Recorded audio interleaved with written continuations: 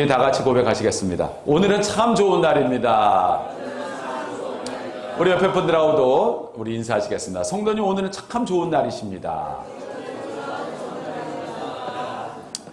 왜 이런 또 인사를 또 오늘 또 하게 되냐면, 일주일 내내 비가 왔죠.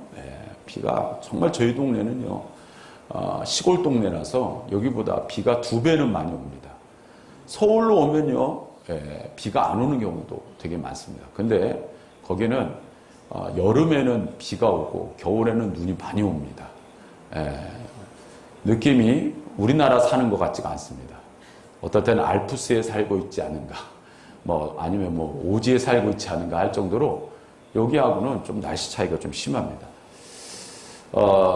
제가 이렇게 말씀드리는 것은, 혹시 여러분 비행기 타보신 분들 계십니까? 예전에 비행기를 탔을 때 그 기상 상황에 따라 참 여러 가지 상황이 생기는 경우가 있죠. 그래서 비행기가 연착되기도 하고, 또는 이제 비행기를 또 탈 때 비가 많이 오는데 생각지도 않게도 또 비행기가 또 타고 이제 갈 때도 있습니다. 근데 어떨 때는요, 막 바람도 불고 막 날씨도 안 좋고 할 때 비행기가 이제 타라고 할 때 솔직히 불안할 때가 있습니다. 이렇게 바람이 많이 부는데, 이렇게 날씨가 안 좋은데, 기후가 안 좋은데 이거 비행기가 뜨기나 할까? 막 불안한 마음으로 예전에 한번 비행기를 그 상황 속에서 탄 적이 있었습니다. 이거 너무 불안한데. 근데 진짜 아니나 다를까 한 비행기가 이렇게 뜰 때쯤 되면 막 비행기가 요동을 치고 막 그랬어요. 그리고 어느 정도 딱 뜨는 순간에도 막 갑자기 기류를 잘못하면 비행기가 갑자기 뚝 떨어지는 경우도 있습니다. 그러면요, 내가 왜 이 비행기를 탔을까? 하나님, 저를 이제 일찍 저를 부르십니까? 별 생각이 다 듭니다. 그러다가 어느 정도 비행기가 이제 계속 올라가죠. 비행기를 타보신 분들 이야기입니다. 비행기가 이제 계속 올라갑니다. 계속 올라가서 어디까지 올라가냐면요, 이제 구름 위까지 올라갑니다. 근데 구름 위로 딱 올라가는 순간 신세계가 펼쳐집니다. 왜 그럴까요? 그 구름 위에는 비가 올까요? 비가 안 옵니다. 갑자기 이 태양빛이 쫙 비춰집니다. 그 구름 위에서 그 하늘을 바라보고 그 구름을 바라보면 정말 신세계 같다는 생각을 합니다. 그리고 무슨 생각도 드냐면, 정말 저 구름 아래에는 정말 날씨가 안 좋구나, 비가 오는구나, 눈이 오는구나, 별 생각이 다 듭니다. 그런데 그 구름 위로 올라갔을 때는 전혀 요동함, 바람 한 점 없다라는 사실이에요. 거기에는 태양빛만 존재해요. 태양빛만 쫙 내리치는 그러한 천국과 같은 그런 느낌을 받습니다. 제가 그때 참 하나 깨달은 게 하나 있었습니다. 구름 아래에는 그렇게 날씨가 요동을 치지만 구름 위에는 변함없이 태양빛이 내리치는 것처럼 우리의 삶의 어려운 시간, 고난의 시간 속에서 이런 분들이 계시더라고요. 예전에 보면, 하나님이 계신가요? 하나님이 혹시 저를 버리신 게 아니신가요? 하나님이 저와 동행은 하시나요? 이렇게 말씀하시는 분들이 계셨어요. 흡사, 우리들은 그 어려운 상황 속에서 그 구름 아래에 있는 그러한 삶의 생각만 하지, 구름은 여전히 우리를 비치고 있다는 사실을 잊고 살 때가 많다라는 사실이에요. 할렐루야. 오늘 여러분들의 삶에도 어떠십니까? 여러분들이 어렵고 힘든 그러한 상황 가운데서 하나님께서 여러분들을 버리셨나요? 여러분들과 함께 하시지 않나요? 그게 아니라는 사실이에요. 하나님의 은혜는 늘 여러분들에게 비춰주고 있다는 사실이고, 여러분들의 연약한 손을 붙잡고 인도하여 주고 계시는 줄 믿습니다. 이스라엘 백성들이 홍해를 건널 때에도 하나님이 그 시간 속에 함께 안 하셨나요? 아니거든요. 하나님께서 인도하시고 하나님께서 뒤를 또 막아서 보호해 주셨어요. 그래서 이스라엘 백성들이 홍해를 무사히 건널 수 있었던 사실이에요. 그 상황 가운데서 하나님께서 그냥 물만 동하게 하셔서 홍해만 잘 건너갈 수 있도록 하나님께서 이스라엘 백성을 인도하신 게 아니시라는 사실이에요. 건너갈 때도 함께 하셨고 뒤에도 쫓아오는 애국 군대를 막아주셨어요. 우리들은 보이지 않는다고 해서, 그리고 내 상황과 형편이 어렵다고 해서 하나님의 은혜를 망각하고 하나님의 손길을 우리가 기억하지 못하는 그러한 경우를 맞닥뜨리면서 살아가는 경우가 얼마나 많냐는 말이에요. 여러분들, 삶의 시간 속에서 하나님은 우리와 함께하여 주시는 줄 믿습니다. 오늘 말씀이 바로 그 말씀입니다. 오늘 말씀에 보면 바로 바울과 실라라는 인물이 나옵니다. 바울과 실라라는 인물은 하나님께서 세우신 정말 선교사로서 복음을 전하는 그런 위대한 삶을 살았던 인물이었죠. 심지어 바울은 아시아에 가서 말씀을 전하기를 원했는데 하나님께서 그러지 마, 유럽으로 가. 그래서 유럽으로 도착했는데 바로 유럽의 첫 관문인 바로 그리스의 마케도니아라는 곳에 상륙을 하게 됩니다. 그리고 마케도니아의 첫 번째 성이었던 빌립보 성으로 들어가서 거기서 복음을 전하게 됩니다. 빌립보 성에서 복음을 전하는데 거기서 첫 번째, 유럽의 첫 번째 바로 성도를 만나게 되고 복음을 전하고 예수님을 믿게 되는데 그 사람이 그 유명한 바로 루디아라는 여인이었어요. 그리고 그 루디아라는 여인이 복음을 받아들이고 그리고 그 빌립보 성에 본격적으로 복음을 전합니다. 근데 본격적으로 복음을 전하는데 그 귀신 들린, 즉 그 귀신이 들려서 뭘 하는 거냐면요, 점을 쳐주는 겁니다. 소위 얘기해서 무당입니다. 무당. 그런 무당 역할을 하는 한 아이를 만나게 돼요. 여자아이를. 그 여자아이는 이들이 누군지 알았죠. 여러분, 귀신 들린 사람들은요, 예수님 잘 믿는 사람들을 귀신같이 찾아냅니다. 여러분 그 사실 아십니까? 귀신은 뭐예요? 영입니다. 즉 귀신 들린 사람들은요, 하나님을 잘 믿는 사람들은 두려워합니다. 무서워합니다. 그런데요, 오히려 제대로 믿지 않는 사람들은 귀신들이 이렇게 얘기한다고 하더군요. 예수 똑바로 믿어. 믿으려면 똑바로 믿어. 예전에 한 무당이 어떤 집사님이 몰래 찾아가서 하도 사업이 안 되니까 물어봤더니 대뜸 한다는 소리가 너 왜 여기 왔어? 예수나 똑바로 믿어. 그랬답니다. 진짜예요.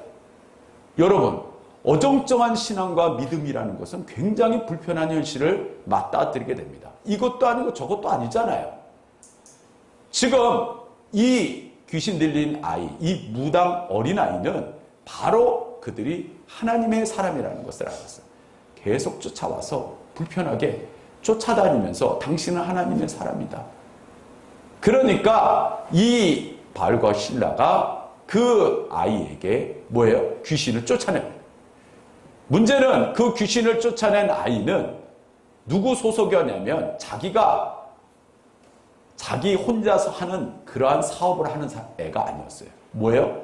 그 아이 뒤에서 그 아이를 조종해서 뭐 하는 사람? 소위 얘기는 포주가 있었어요.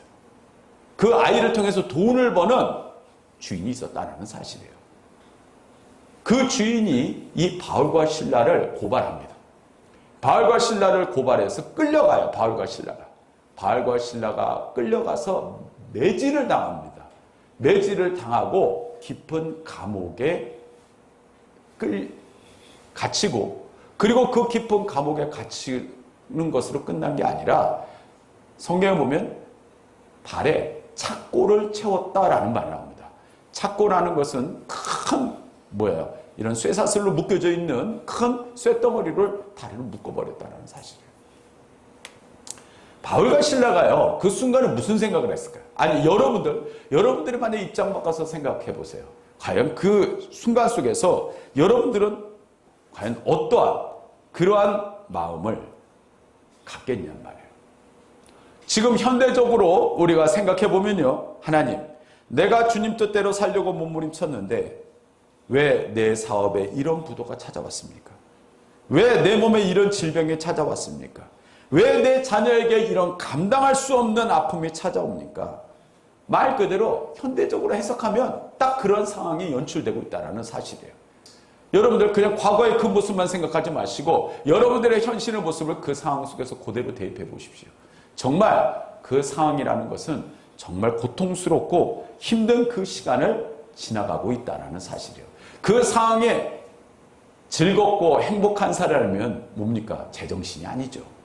그 상황 속에서 여러 가지 원망 나올 수밖에 없는 상황이 될 수밖에 없는 거예요. 왜요? 아마 이 상황 속에서 사도 바울은 이런 생각했는지도 몰라요. 나는 어디로 가려고 했는데?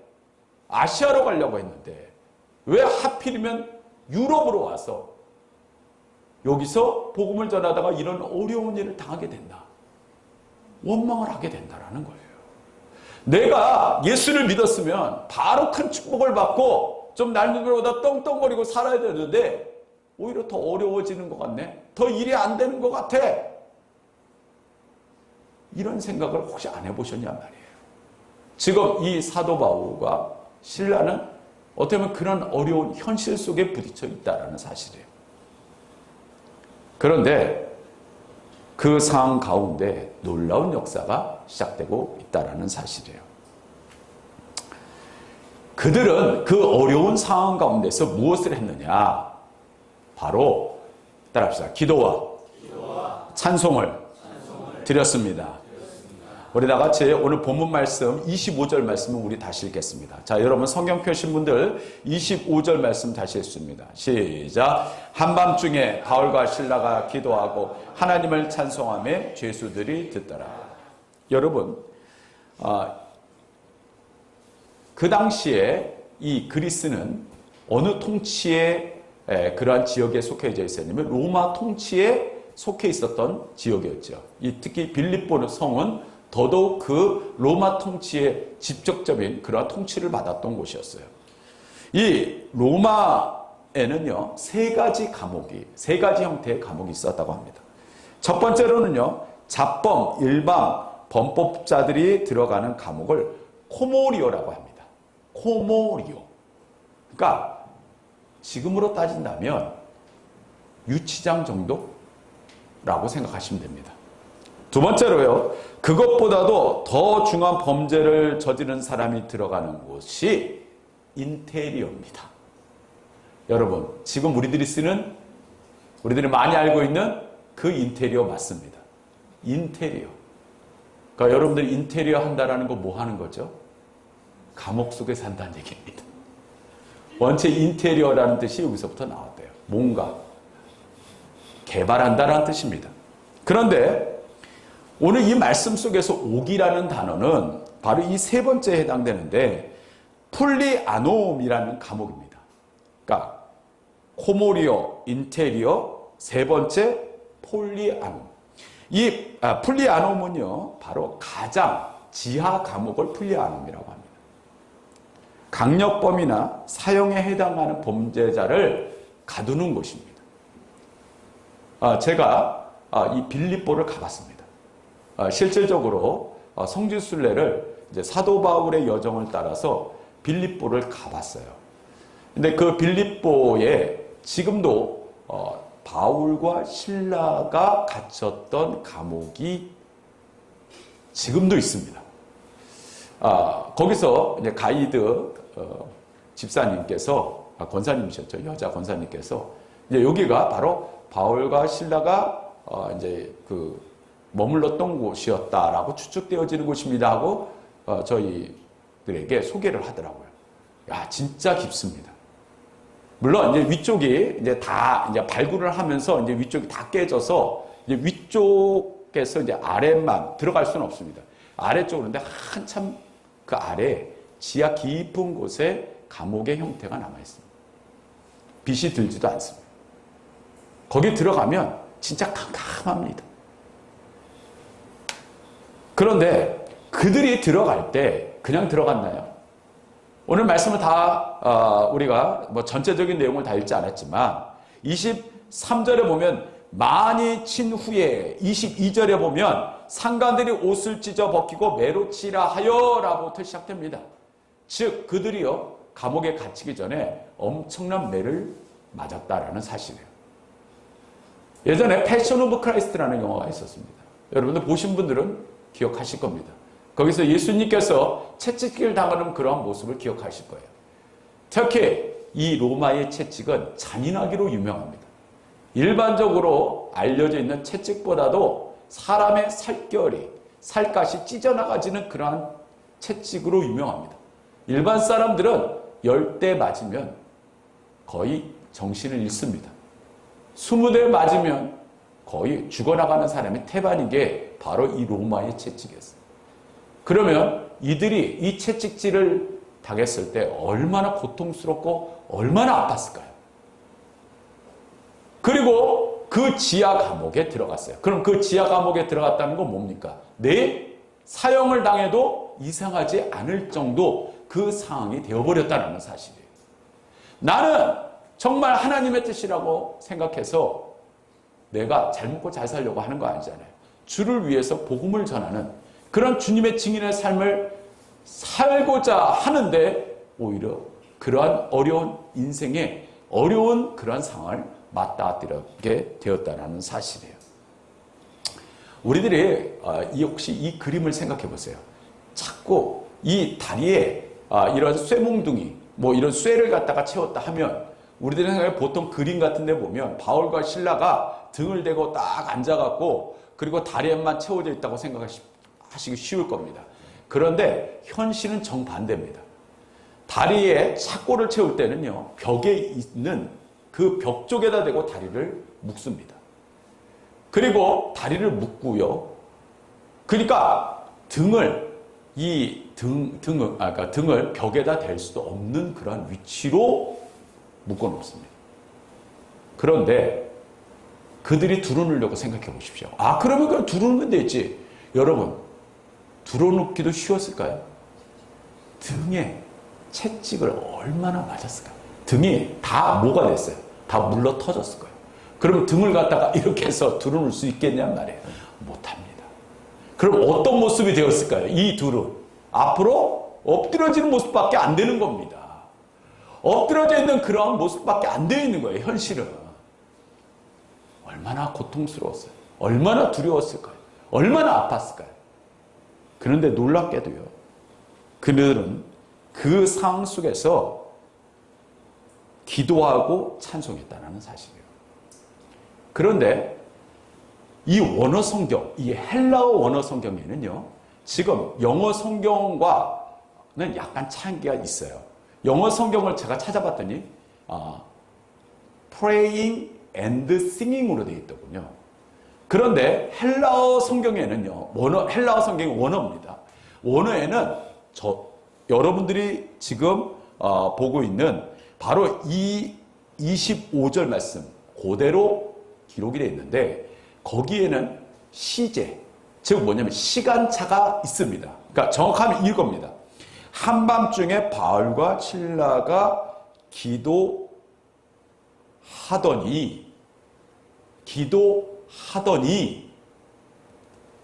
그 이후에 찬송이 터져 나왔더라 이렇게 되어 있습니다. 즉 여기서는 우리들이 그러니까 쉽게 이야기하면 우리가 금요기도회 하면 찬양하고 기도합니다. 보통 우리가 찬양 집회 가면 찬양 한참 하고 기도 한 1분 정도만 합니다. 기도가 줄은 게 찬양은 오래 하고 이게 우리들은 보통 일반적인 요새 기도회의 일반적인 모습입니다. 그런데 원어 성경에는 뭐라고 되냐면 기도하다가 은혜가 복받고 오니까 하나님께 찬양을 드렸다 이렇게 되어 있어요. 할렐루야. 아멘. 여러분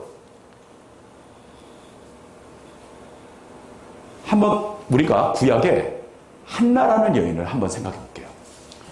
우리들이 잘 아는 한나, 열왕기상에 기록되어 있는 그 유명한 사무엘의 어머니죠. 이 한나가 아이를 원했죠. 아이를 원했는데 하나님께서 이 한나라는 여인에게 처음부터 아이를 주지 않았어요. 이 한나라는 여인이요, 성전에 와서 뭘 합니까? 기도하기 시작합니다. 뭐라고 기도할까요? 하나님, 저에게 애를 주세요. 하나님께서 응답하시지 않으셨어요. 하나님, 제발 저에게 애를 주세요. 응답하지 않으셨어요. 그 다음부터 이 한나는 뭐 합니까? 울기만 합니다. 대성통곡합니다. 하나님, 저를 버리셨나요? 하나님, 저의 소원을 들어주지 않나요? 제가 언제까지 이렇게 집에서 핍박을 받고 살아야 됩니까? 왜 저에게만 이러한 고난과 고통을 주십니까? 아마 극단적인 기도가 나갔을 줄 몰라요. 성경에 보면요, 그 당시에 엘리라는 제사장이 오죽했으면 그 한나가 기도하는 모습을 뭐라 그랬다고요? 술에 취했구나. 대낮부터 술 먹고 교회 와서 기도하고 땡깡 기도한다라고 생각 안 했어요. 뭐 하고 있었을까? 술주정하고 있구나. 엘리가 그렇게 생각을 했습니다. 그런데 이 한나가 놀랍게도 우리들의 생각에는 그리고 나서 하나님께서 응답하셨나 보다 이렇게 생각하죠. 이 한나가 깨닫는 게 사실 말씀을 정확히 우리가 이 말씀을 보면서 생각해야 될 게 있어요. 왜 그러냐면 이 열왕기상에 강조되어지는 게 있어요. 그게 무엇이냐면 말씀이 전혀 나타나지 않던 세대였다라는 말이 나옵니다. 즉 엘리는 누구였어요? 하나님의 제사장이었어요. 근데 하나님의 제사장도 말씀이 들리지가 않았어요. 말씀이 그에게도 선포되어지지도 않았어요. 말씀이 뭐예요? 하나님의 말씀이 전무한 시대가 엘리가 제사장이었던 시대였어요. 그러니 그가 보기에 한나가 그렇게 기도하는 모습이 오히려 뭐예요? 이상하게 보인 거예요. 여러분, 하나님 앞에 예배를 드리는데 어떤 분들은요, 형식과 의식에 맞춰서만 예배 드리면 하나님이 다 받으신다고 생각하세요. 근데 어떤 분들은 그게 아니에요. 너무 절실해. 나는 너무 하나님을 사랑해. 그런 분들은 예배가 달라질 수밖에 없거든요. 지금 누구? 한나는요, 하나님 앞에 너무 절실한 거예요. 그러한 절실함이 그의 기도 가운데에서 묻어나오는 그 모습, 엘리는 전혀 이해가 되지 않았다라는 거예요. 그 가운데 이 한나는 중요한 사실을 응답받습니다. 얘야, 내가 너에게 아들을 허락하마. 이 응답을 받았을까요? 아닙니다. 이 한나는 기도하다가 문득 마지막 부분에 지금 이 시대는 어떤 시대예요? 하나님의 말씀이 전무한 시대예요. 하나님, 저에게 하나님의 말씀이 전무한 이 시대에 그 하나님의 말씀을 전할 수 있는 그 자녀를 저에게 허락하여 주시옵소서. 할렐루야. 아멘. 그러면 목사님, 그건 목사님 혼자 지어내신 얘기 아니에요?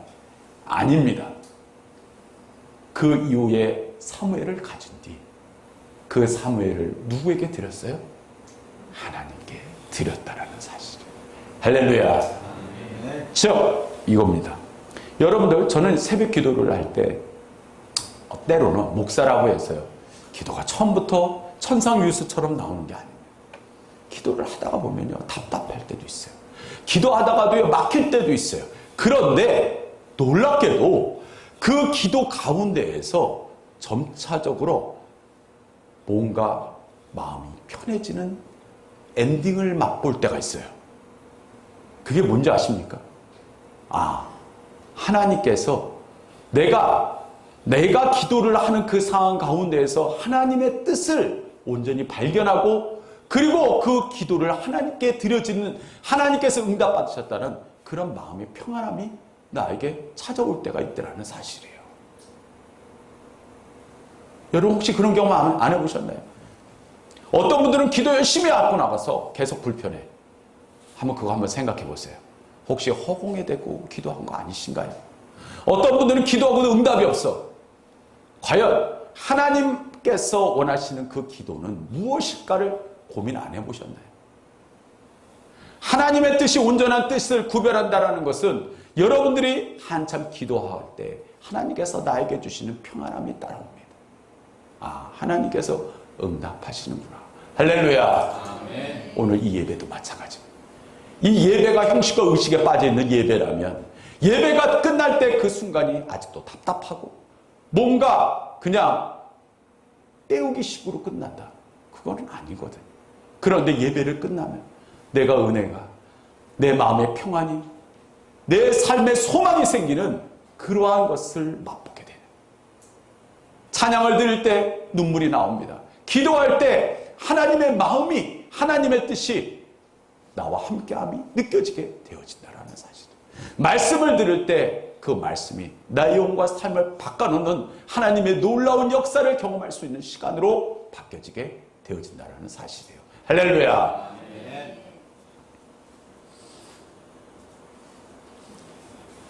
바울과 실라는요, 감옥에서 기도할 때 아마 그러한 생각했을 수도 있어요. 처음에는 기도할 때 하나님, 왜 저를 아시아로 보내시지? 왜 이 유럽으로 보내셨나요? 왜 이렇게 안 좋은 일만 생길까요? 왜 이렇게 고통스러운 시간을 보내야 합니까? 아마 바울과 실라는 그렇게 기도했을 수도 있어요. 원망스럽죠. 안 원망스럽겠냔 말이에요. 그런데 그가 기도를 하는 가운데 점차적으로 은혜가 임합니다. 하나님의 뜻이 뭐예요?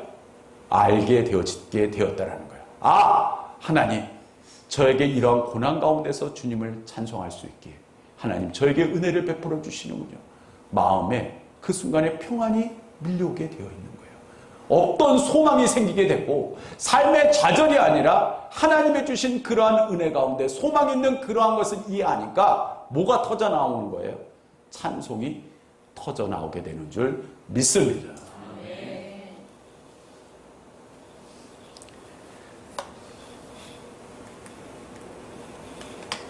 남극에 가보면요, 황제 펭귄이라는 펭귄들이 있다고 합니다.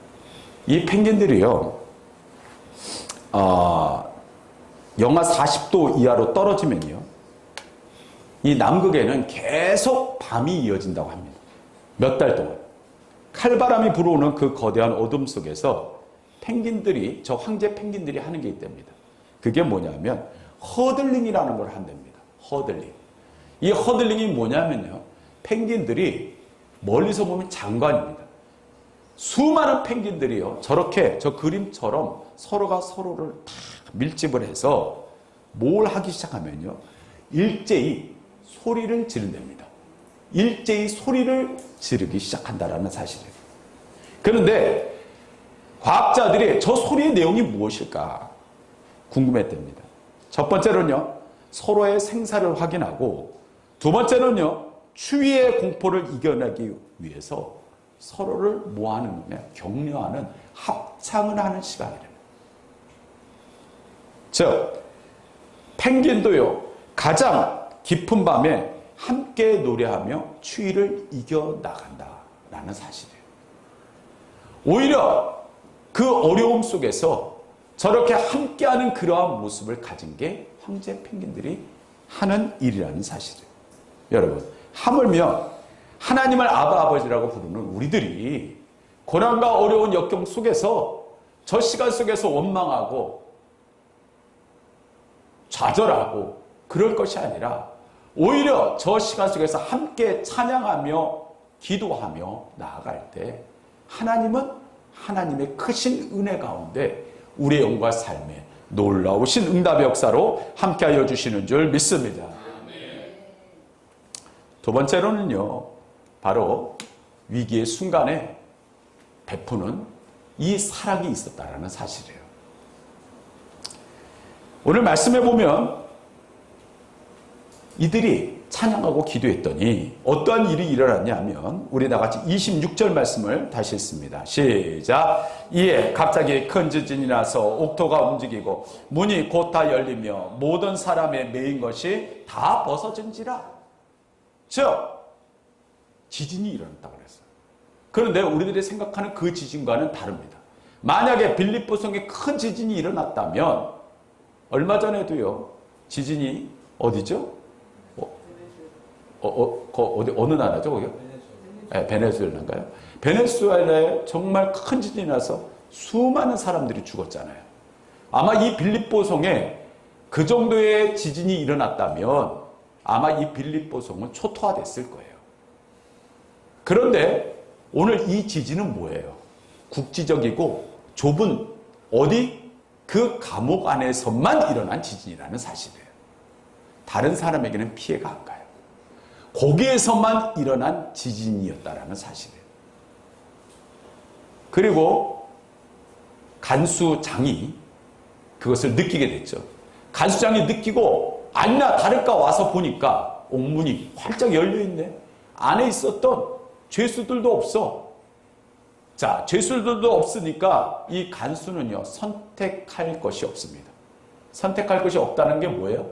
어차피 죽음을 피할 수가 없어요. 왜 그러냐면 그 당시에는 간수들은 안에 감옥에 갇혀져 있는 사람이 도망가면 누가 대신 죽어야 돼요? 간수가 대신 죽어야 됩니다.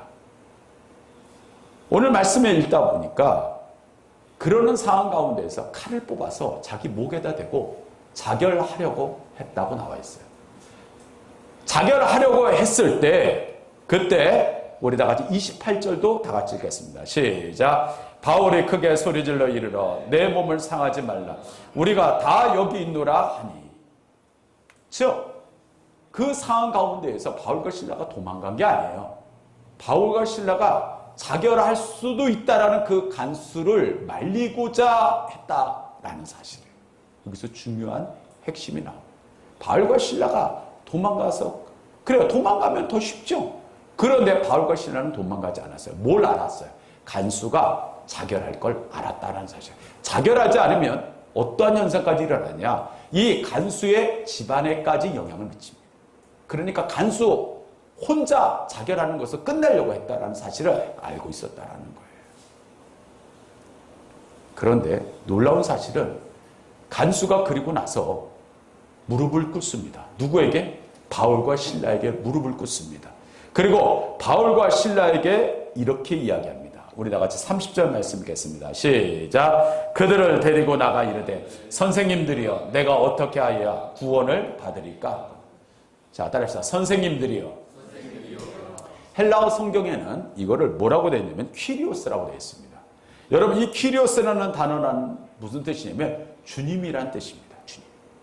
즉 그의 눈에 선생님보다도 더한 주님, 제가 어떻게 해야 구원을 받을 수 있으리까? 라고 하고 있는 사실. 여러분 간수는요 그 상황에 맞닥뜨렸어요. 그 상황은 엄청난 충격입니다. 이제 나는 내 생을 끝내야 되는 순간이에요. 그런데 그 순간 속에서 바울과 실라는 도망가지 않았어요. 그리고 그에게 맞닥뜨린 그는 당신들 도망가지 않았군요. 제가 이렇게 제가 이렇게 실수하지 않게 하여 주신 것에 감사드립니다. 이렇게 얘기했을까요? 오늘 말씀에는 그렇게 이야기하지 않았어요. 뭐라고 얘기했어요? 따라합시다. 어떻게 하여야 구원을 받으리까? 한 번 더 우리 고백합니다. 어떻게 하여야 구원을 받으리까? 이렇게 말하고 있어요. 여러분 그냥 단순하게 인사차례로 끝난 거 아니에요. 어떻게 하여야 구원을 받을 수 있겠습니까? 라고 물어보고 있다는 사실이에요. 여러분 여기에는 이 간수는요 거의 다 군인들입니다. 군인들은 특징이 뭐예요? 그 당시에 군인들은 실상입니다. 죽음이라는 것을 너무나 눈앞에서 자주 목격했던 사람들이에요. 어떻게 하면 그들은 그 죽음의 문제를 해결받을 수 있는 사람들이 있다라는 사실을 깨닫게 되었고 바로 그 상황 가운데에서 구원이라는 놀라운 단어를 고백하고 있다라는 사실이에요. 지금 우리들이 생각할 때 바로 그냥 단순하게 그냥 이 상황이 그냥 상황으로 끝나는 문제가 아니라 그 상황이 무엇의 연장으로 이어지느냐? 하나님의 놀라운 뜻 가운데 하나님의 구원의 계획으로 이루어지고 나가고 있다는 사실이에요. 할렐루야. 네. 그렇습니다. 오늘 우리들에게는요. 타인에게 베푸는 그 사랑, 위기의 순간에 베푸는 사랑이 어떻게 보면 사람들의 마음을 녹일 때가 있다는 사실이에요. 성경에 다윗이라는 인물이 나오죠. 다윗이 입신양면을 하게 되죠. 입신양면한 그 삶 속에서 그는 탄탄테르와 같은 삶을 살지 않았죠. 하나님은 그렇게 살게 하지 않으셨어요. 그리고 사울을 피해서 저 그림에 나오는 것처럼 도망자의 신세로 바뀝니다. 어느 날 사울이 엔게디 동굴이라는 곳에서 잠이 들었어요. 근처에 누가 있었느냐? 다윗이 있었습니다. 다윗이 도망 다니다가 저 순간은요 찬스입니다. 가서 사울이 잠들었으니까 사울과 함께하는 군인들이 잠들었으니까 가서 조용히 칼로 목을 찔러버리면 심장을 찔러버리면 끝나는 겁니다. 다윗 주변에 있는 다윗을 따르는 무리들이 주군이시여 가서 이제 문제를 해결하십시오. 다윗이 그랬을까요? 아닙니다. 저기 있는 저 그림 무엇이냐? 다윗이 조용히 들어가 사울이 입고 있는 옷 일부를 칼로 잘라냅니다. 그리고 나중에 사울이 잠에서 깨고 나서 저기 있는 저 천을 흔들면서 큰 소리로 사울에게 이야기합니다. 당신의 천이 여기 있습니다. 당신의 옷이 여기 있습니다. 이게 무슨 뜻입니까? 내가 당신을 죽이려 마음만 먹으면 죽일 수 있었겠죠. 그러나 다윗은 이렇게 이야기합니다. 사울을 하나님이 기름 부은 종이라. 어떻게 보면 그는 하나님의 사랑 가운데에서 어떻게 보면 적군, 자기를 미워하는 그러한 사람이고 자기를 죽이려 하는 사람이지만 오히려 그를 사랑하는 마음으로 품을 수 있는 놀라운 하나님의 마음을 갖고 있었던 인물이었다라는 사실.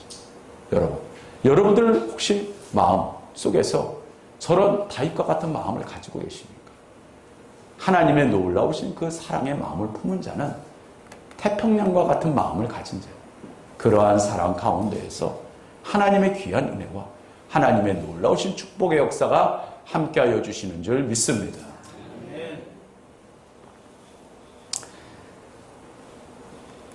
마지막으로 세 번째, 이 간수가 어떻게 하여 구원을 얻을 수 있겠습니까? 그랬더니 우리 본문 말씀 31절 말씀을 우리 다시 읽습니다. 시작. 이르되 주 예수를 믿으라. 그리하면 너와 내 집이 구원을 받으리라 하고. 주 예수를 믿어. 그러면 구원을 받게 돼. 자, 따라합시다. 주 예수를 믿으라. 너가 주님을 믿으면 돼. 예수님을 믿으면 돼. 그러면 구원을 받게 될 거야. 그런데 그 구원이 너로만 끝나는 것이 아니야. 너의 가정에게도 그 구원이 이어질 거다. 이렇게 이야기하고 있는 것이. 근데 여기서 어떤 분들이 이런 분들이 있어요. 가끔보다 다 그런 것은 아니지만 교회 안 다니시고 전도를 하다 보면 그런 분들이 있어요. 우리 아내가 교회 권사입니다. 우리 아내가 열심히 신앙생활 잘합니다. 그러니까 저는요, 천국 갈 때 우리 마누라 치맛자락 붙잡고 가겠습니다. 정말 그런 분들 계세요. 뭐 우리 아들이, 우리 딸이 교회 열심히 다니니까 저도 좋은 일이 있겠죠. 이렇게 말씀하시는 분들도 계셨어요. 그런데 이 말씀도 헬라어 원어 성경에는요, 이렇게 되어 있습니다. 주 예수를 믿으면 너가 구원을 받겠고, 그리고 또한 너희 가족들도 예수를 믿으면 구원을 받게 될 것이다. 이렇게 되어 있습니다. 오늘 우리들은요, 구원이라는 개념을 나 하나 잘 믿는다고 해서 우리 가정에 다 구원받는다는, 물론 시작은 여러분들을 통해서 구원의 역사는 일어납니다. 그러나 하나님의 놀라운 구원의 계획은 여러분들의 가정도 구원을 받기를 원하시는 줄 믿습니다. 나 혼자만 예수를 믿는 것이 아니라 여러분들의 구원, 그 여러분들의 구원의 역사의 시작의 출발은 되었지만 여러분들의 가정에까지 이어지게 하시는 하나님의 놀라운 구원의 계획의 일부라는 사실이에요. 할렐루야. 아멘. 이제 말씀을 마치겠습니다. 우리 다 같이 34절 말씀 있습니다. 시작. 그들을 데리고 자기 집에 올라가서 음식을 차려주고 그와 온 집안이 하나님을 믿음으로 크게 기뻐하니라.